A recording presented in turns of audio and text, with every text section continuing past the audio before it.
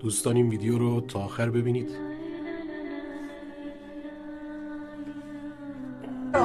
لخت کیو دوست داری ببینی؟ نفر اول سورپرایزتون میکنه. بابا میکنه بچه یه لحظه همه با هم تناز لختش قشنگه.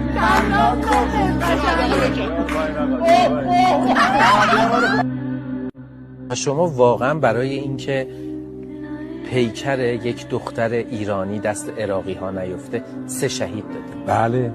چی بود ماجراش؟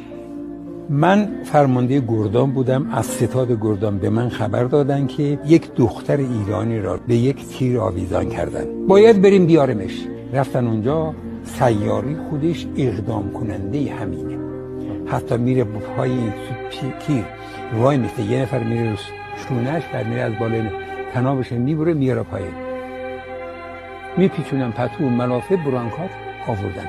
همونجا در همون عملیات 2 نفر شهید شدن. برداشت ما چی بود؟ 2 شهید دادیم بس. بله. بس. سومی هم هست. سومی مجروح جنگی شدیده، میاد بعدن شهید میشه.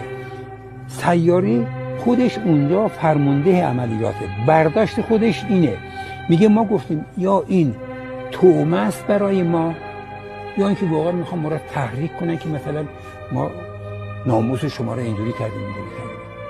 در هر صورت باید بیارمش. اگر تومه است باشه، میریم هزینه‌ش هم میدیم، ولی اینو میارمش. بعضی از من ایراد گرفتن، شما برای آوردن یک جسد 3 تا 2 تا شهید دادین. گفتم بله. 10 تا هم بود میدادم، خودم هم اگر لازم بود میرفتم. چرا؟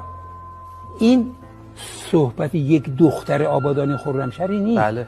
این ناموس کشور ایرانه. بله. ملت ایرانه. چجوری من قبول کنم جسد یک دختر ایرانی اونجا بشه من بمونم؟ خب به این غیرت